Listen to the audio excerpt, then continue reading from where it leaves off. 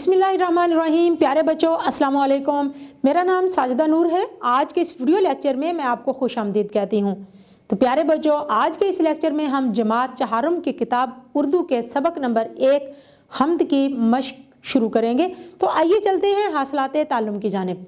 प्यारे बच्चों, आज के इस वीडियो लेक्चर के बाद आप इस काबिल हो जाएंगे कि लुगत में अलिफ बाई तरतीब से अल्फाज के मानी तलाश कर सकें, मुतरादिफ और मुतजाद अल्फाज में फ़र्क कर सकें, मुरक्कब अल्फाज का दुरुस्त इस्तेमाल कर सकें, नज़म के अशार का मतलब लिख सकें।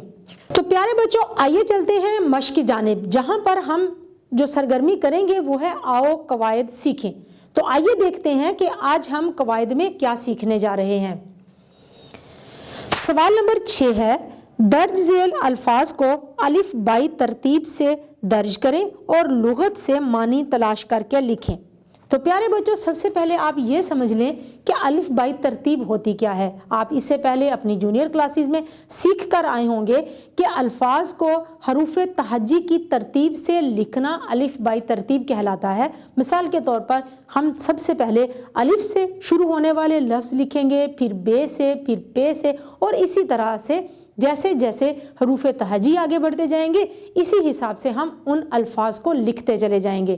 तो आइए देखते हैं जो हमें अल्फाज दिए गए हैं उनको हमने अलिफ बाई तरतीब से कैसे लिखना है और साथ उनके मानी भी लिखने हैं। अल्फाज हैं हमारे पास साइबां, खिलत, खंडर, तस्बीह, लाजवर्दी और गुलिस्तां।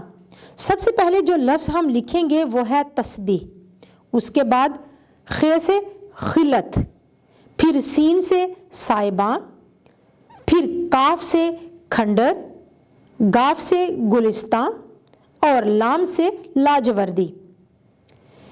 तस्बीह के मानी है तारीफ, खिलत के मानी है कीमती लिबास, साइबां के मानी है आसमान, खंडर के मानी है टूट फूट का शिकार, गुलिस्तां के मानी है बाग और लाजवर्दी के मानी है नीला। प्यारे बच्चों, अब हम पढ़ेंगे मुतजाद अल्फाज के बारे में। मुतजाद अल्फाज ऐसे अल्फाज जिनके मानी एक दूसरे के उलट हों, मुतजाद यानी उलट अल्फाज कहलाते हैं, जैसे दिन से रात और अमीर से गरीब वगैरह।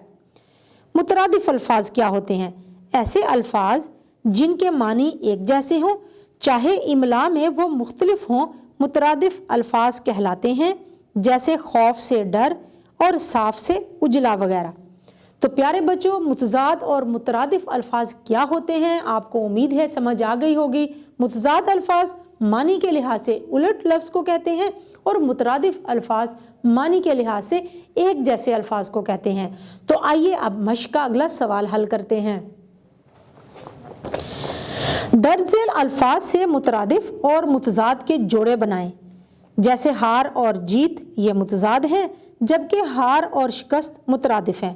तो प्यारे बच्चों, हमें यहाँ पर एक फहरिस्त दी गई है, इसमें से हमने मुतजाद के पहले जोड़े बनाने हैं, उसके बाद फिर हम मुतरादिफ के जोड़े बनाएंगे।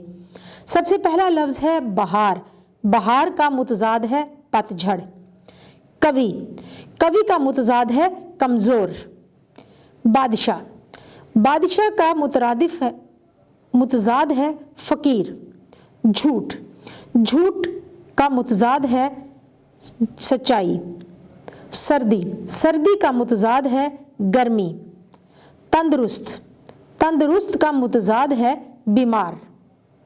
तो प्यारे बच्चों, अब हम मुतरादिफ लिखेंगे। ख़िज़ां, ख़िज़ां का मुतरादिफ है पतझड़। कवि का मुतरादिफ है ताकतवर। गदा का मुतरादिफ है फ़कीर। सच्चाई का मुतरादिफ है सदाकत और जाड़ा का मुतरादिफ है सर्दी। इसी तरह सेहतमंद का मुतरादिफ है तंदुरुस्त।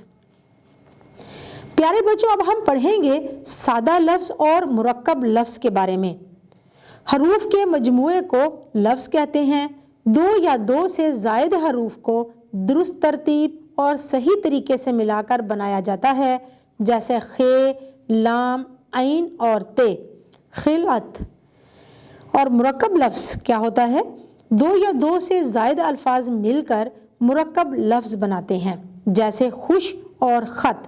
ان دونوں کو ملائیں تو خوش خط ایک لفظ بنتا ہے، دن اور رات، دن اور رات۔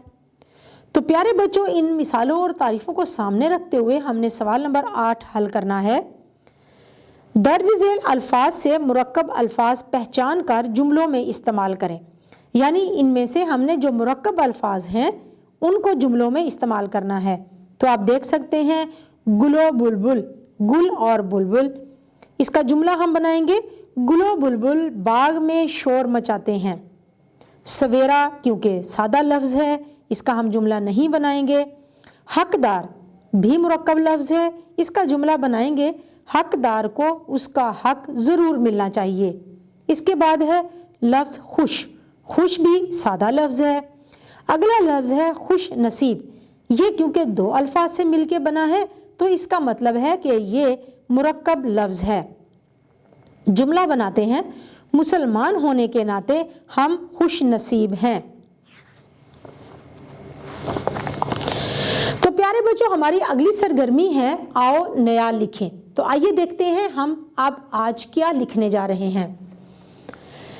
اشعار کا مطلب لکھنے کا مقصد یہ ہے کہ اشعار میں جو بیان کیا گیا ہے اسے آسان الفاظ میں بیان کر دینا، جیسے پیروں تلے بچھایا کیا خوب فرش خاکی۔ اس شعر کا مطلب ہے کہ ہمارے چلنے پھرنے کے لیے خوبصورت زمین کا فرش بچھایا ہے۔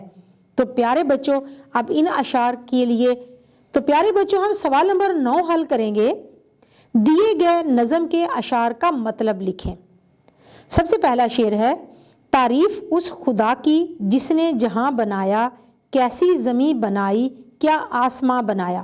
تو پیارے بچوں، اس شعر میں شاعر کیا کہتا ہے کہ ہمیں اس اللہ کی تعریف کرنی ہے جس نے یہ خوبصورت دنیا بنائی ہے، زمین بنائی ہے اور آسمان بنایا ہے، یعنی زمین اور آسمان بنانے والے اس اللہ کی ہم نے تعریف کرنی ہے۔ پیروں تلے بچھایا کیا خوب فرش خاکی اور سر پہ لاجوردی ایک سائباں بنایا۔ ان اشعار میں، اس شعر میں شاعر کہتا ہے کہ اللہ تعالیٰ نے ہمارے پیروں کے نیچے مٹی کا ایک فرش بنایا اور ہمارے سر کے اوپر نیلے رنگ کا آسمان بنایا۔ اگلا شعر ہے مٹی سے بیل بوٹے کیا خوش نما اگائے، پہنا کے سبز خلت ان کو جواں بنایا۔ اس شعر میں شاعر کہتا ہے کہ اللہ تعالیٰ نے مٹی سے خوبصورت جڑی بوٹیاں، پھول اور پودے پیدا کیے، ان کو سبز رنگ کا لباس بنا کر جوان کر دیا، یعنی کہ یہ چھوٹے پودوں سے بڑے درخت بن گئے۔ خوش رنگ اور خوشبو گل پھول ہیں اگائے، اس خاک کے کھنڈر کو کیا گلستاں بنایا۔ اللہ تعالیٰ نے خوبصورت رنگوں اور خوبصورت خوشبو والے پھول اگائے اور یہ جو دنیا بنجر، ویران اور کھنڈر تھی، اس کو خوبصورت گلستان میں، باغ میں تبدیل کر دیا۔ پیارے بچوں، امید ہے کہ آپ کو آج کا یہ ویڈیو لیکچر بہت اچھی طرح سے سمجھ آ گیا ہوگا۔ انشاءاللہ اگلی ویڈیو میں اگلے لیکچر کے ساتھ پھر ملیں گے، تب تک کے لیے اللہ حافظ۔